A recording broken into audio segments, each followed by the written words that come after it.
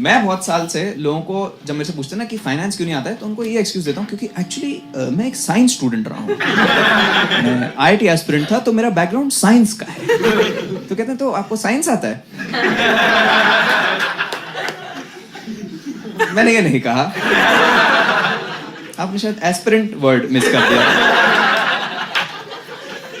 Background है, but वो background भी मैं पीछे छोड़ चुका हूँ। भाई कैसे कर रहा मैं, बहुत बहुत टफ है आईआईटी। मतलब हमेशा से टफ रहा है, जब मैं प्रिपेयर कर रहा था तब भी टफ था, और हमेशा से कहते कि भाई 5 करोड़ बच्चे अप्लाई करते हैं लेकिन सिर्फ 5 ही सीट है और 4 टेबल है और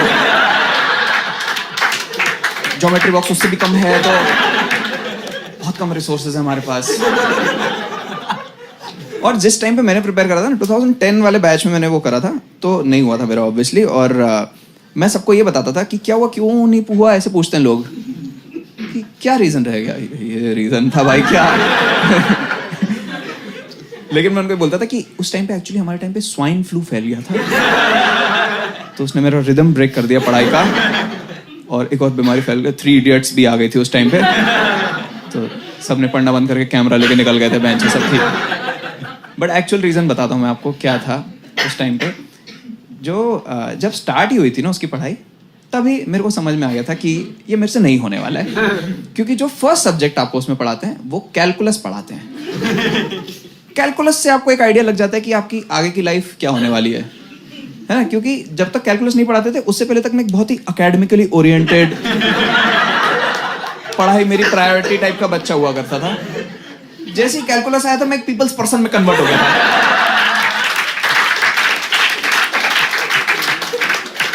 कि मैं तो लोगों की कहानियों में इंटरेस्ट है, मेरी वेल्थ तो मेरी फ्रेंडशिप्स हैं। वेदवर्धन साहनी, हम ऐसे डिफरेंशिएट करके नहीं रहेंगे, हम इंटीग्रेट करके रहेंगे सारे। बहुत डर था। और प्लस ना 11th was also a major transition for me, क्योंकि उससे पहले तक मैं आगरा में एक बहुत ही स्टूडियस सा बच्चा होता था। तो 10th तक मेरा अच्छे मार्क्स आए थे, तो मेरे पेरेंट्स ने कहा था कि आई थिंक तुम्हें बाहर जाना चाहिए आईआईटी के लिए प्रिपेयर करने के लिए। कोटा जाओगे? मैं कहा कोटा वोटा नहीं जाना है, सुसाइड करते रहते हैं बच्चे। आई थिंक वाइब बहुत ही डेड होगा उस सिटी का। तो हमने कहा अच्छा वहीं जाओगे तो कहाँ, दिल्ली जाओगे? डीपीएस आर के पुरम।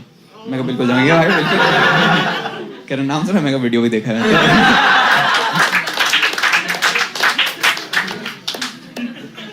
तो वहां पे मेरे को उन्होंने पढ़ने भेजा था, and it was a very daunting place. अगर आपको नहीं मालूम है, डीपीएस आर के पुरम में बहुत ही तुरंत जाते ही मेरा इंफीरियरिटी कॉम्प्लेक्स ट्रिगर हो गया था, क्योंकि वहां पे एकदम ऐसे क्लियर सेग्रीगेशन